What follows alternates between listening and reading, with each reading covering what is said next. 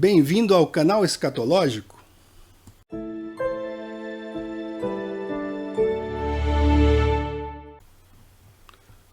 Paulo, em sua epístola aos Romanos, ele escreve: porque do céu se manifesta a ira de Deus sobre toda a impiedade e injustiça dos homens que detêm a verdade em injustiça. Porquanto o que de Deus se pode conhecer, neles se manifesta, porque Deus lhe manifestou, porque as suas coisas invisíveis, desde a criação do mundo, tanto o seu eterno poder como a sua divindade se entendem e claramente se veem pelas coisas que estão criadas, para que eles fiquem indesculpáveis. Porquanto, tendo conhecido a Deus, não glorificaram como Deus, como aquele que fez todas essas coisas que podem ser percebidas e claramente vistas. Não o glorificaram como Deus, nem lhe deram graças. Antes, em seus discursos, se desvaneceram e o seu coração insensato se obscureceu. Dizendo-se sábios, tornaram-se loucos. Paulo, judeu, foi convertido, teve um encontro com o Senhor Jesus na estrada, no caminho para Damasco. E ele então escreveu grande parte do Novo Testamento. E em nenhuma parte você vai encontrar qualquer menção ao entendimento a respeito de uma cosmologia ou cosmogonia divorciada da verdade de Deus. Então raciocine, você que crê na Bíblia, na Escritura. Paulo era um homem que tinha um excelente conhecimento, um imenso cabedal de conhecimento. Não era um sujeito iletrado, pelo contrário. E vejam só, ele, nesta palavra, nesta epístola, ele afirma que nós, pelos nossos sentidos, nós podemos perceber e podemos entender a divindade de Deus pelas coisas que estão criadas. O Salmo 19:1 afirma que os céus proclamam a glória de Deus e o firmamento anuncia a obra de sua mão. Então é algo concreto, algo físico. O céu é físico. O céu não é uma expansão. Não existia esse conceito de expansão atmosférica, como alguns aí, crentes no Senhor Jesus, insistem em afirmar. Em primeiro lugar, esse conceito de heliocentrismo, um sol gigantesco, teve lá o seu início, a sua incipiente concepção com os gregos no 3º século antes de Cristo. De certo, os judeus, e principalmente Paulo, tinha conhecimento de tais elucubrações. Mas vocês podem perceber nas Escrituras que esse conceito não se encontra ali de modo algum. E vemos mais, Paulo depois, em 1 Coríntios, ele fala o seguinte, ele diz assim: porque os judeus pedem sinal e os gregos buscam sabedoria. E fala assim também, que visto que na sabedoria de Deus o mundo não conheceu a Deus pela sua sabedoria, aprove a Deus salvar os crentes pela loucura da pregação, porque os judeus pedem sinal e os gregos buscam sabedoria. Aquela sófia, né? dos gregos, mas nós pregamos a Cristo crucificado, que é escândalo para os judeus e loucura para os gregos. E aí ele fala, porque a loucura de Deus é mais sábia do que os homens, e a fraqueza de Deus é mais forte do que os homens. E ele fala então que existe a sabedoria mundana, e existe também que Deus revelou pelo seu Espírito coisas que o olho não viu, o ouvido não viu e não subiram ao coração do homem. Essas são as que Deus preparou para os que o amam. Então Deus criou o ser humano, o fez especial, uma criação especial, e o colocou no mundo, neste universo que nós conhecemos, que nós vemos, que nós percebemos, e com esta percepção nós podemos entender a realidade de Deus.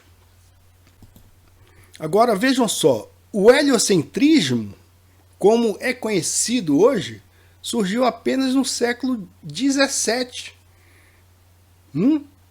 Surgiu apenas no século XVII com a concepção de Copérnico, um jesuíta. Certo? Então, essa concepção não fazia parte da cultura dos povos que escreveram a Bíblia. E pelo contrário, Paulo já com certeza já conhecia essa concepção de um sistema cosmogônico heliocentrista. Essa concepção grega, essa proposição dos gregos a respeito aí da realidade, que não se coaduna com o que está escrito na palavra. Porque o próprio apóstolo fala que nós não recebemos o espírito do mundo, mas o espírito que provém de Deus para que pudéssemos conhecer o que nos é dado gratuitamente por Deus. Não apenas a salvação, mas tudo aquilo que foi revelado. Então a Escritura, há vários livros da Bíblia que falam aí que eram conhecidos do apóstolo Paulo, como Jó, o versículo que fala do céu, que é duro como bronze fundido, e também aquele que fala, Isaías 40, 22, muito conhecido, que revela aí a concepção da Terra como um círculo ou um disco terrestre.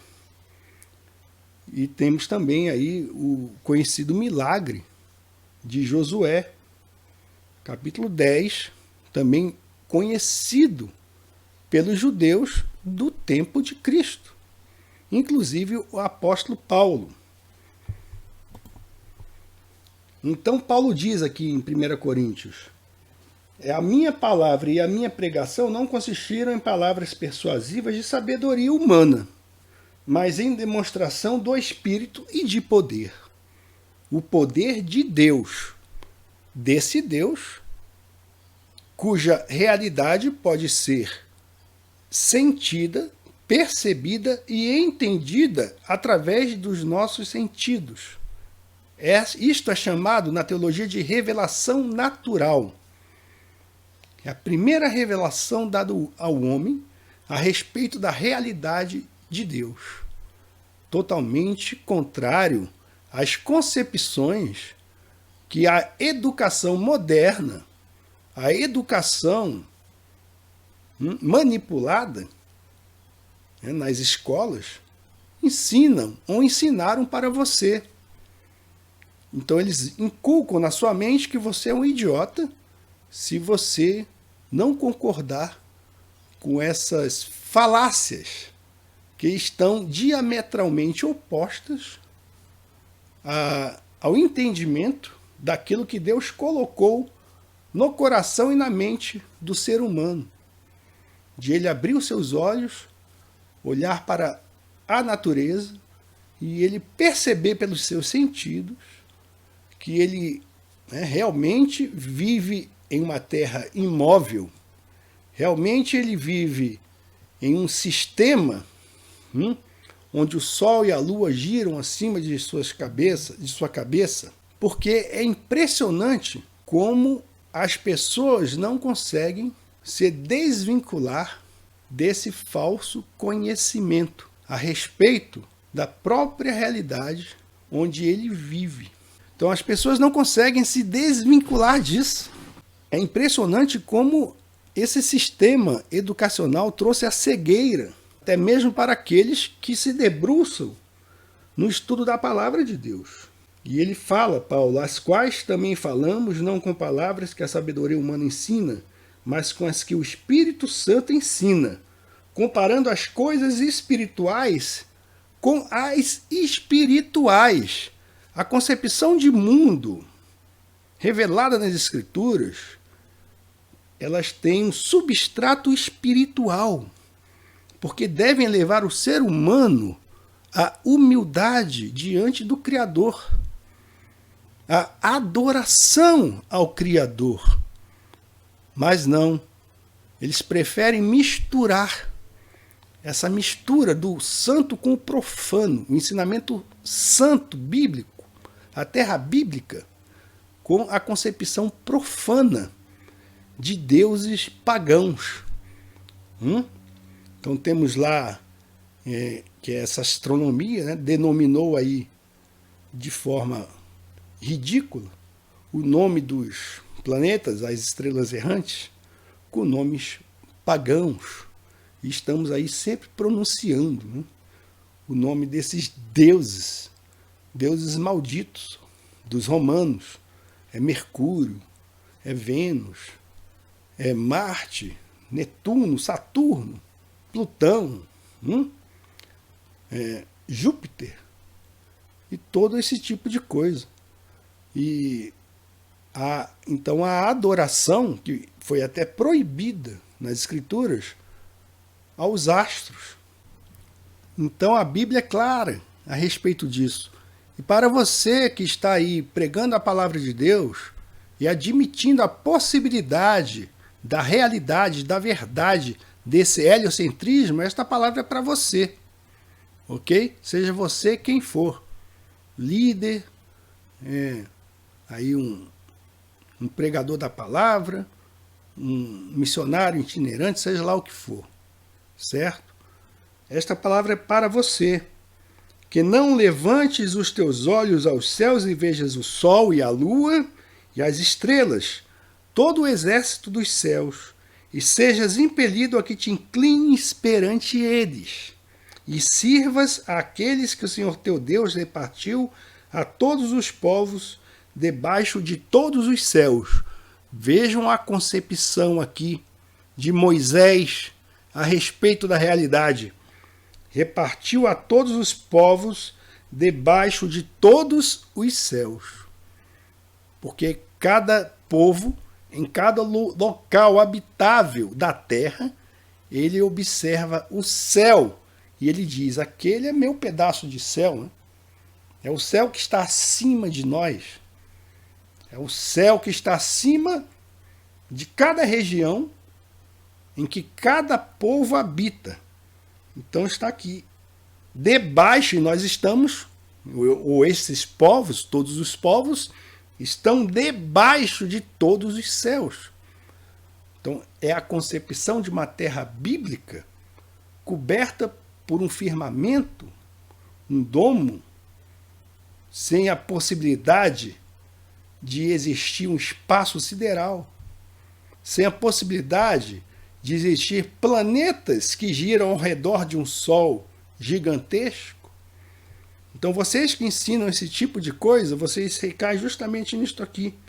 Vocês adoram o exército dos céus e são inclinados, são impelidos a se inclinarem perante eles. Porque o sistema heliocêntrico é justamente isso. Uma adoração ao Deus Sol, onde planetas com nomes pagãos estão aí em uma revolução constante. em um espaço sideral que não foi criado e inexistente. Um espaço sideral inexistente. Isso impede a verdadeira adoração a Deus, porque a mente começa a elucubrar um monte de bobagem. Né? A mente começa a pensar, por exemplo, que o céu é uma dimensão e não um local. Então a mente começa a elucubrar no sentido de entender que os novos céus e uma nova terra, e a nova terra, né? Os novos céus, o novo céu e a nova terra são locais em uma outra dimensão, ou talvez um outro planeta, porque este vai ser devorado pelo fogo que vai surgir da explosão do grande astro Sol, que ele está queimando, ele vai se expandir, porque é uma estrela. Para eles, essa é a concepção de estrelas, né? Totalmente diferente da concepção do que é estrela ensinado nas Escrituras. Então ele vai expandir, explodir, vai engolfar a Terra. Então esse sistema solar, segundo essa concepção, vai ser destruído. Depois ele vai se encolher, virar uma anã vermelha, que eles dizem isso, e aí então vai surgir um buraco negro. Esse buraco negro vai sugar até mesmo a deusa gravidade. É isso, certo? Então, é um Deus que não está em lugar nenhum, é um Deus aí que não tem poder, porque tudo é poético, que é a falsa ciência que tem a última palavra. Então é isso, você, cristão boloide, aprenda aí, tente discernir, tente deduzir quais são as consequências e as implicações da crença que você tem na existência do heliocentrismo. Fica a dica.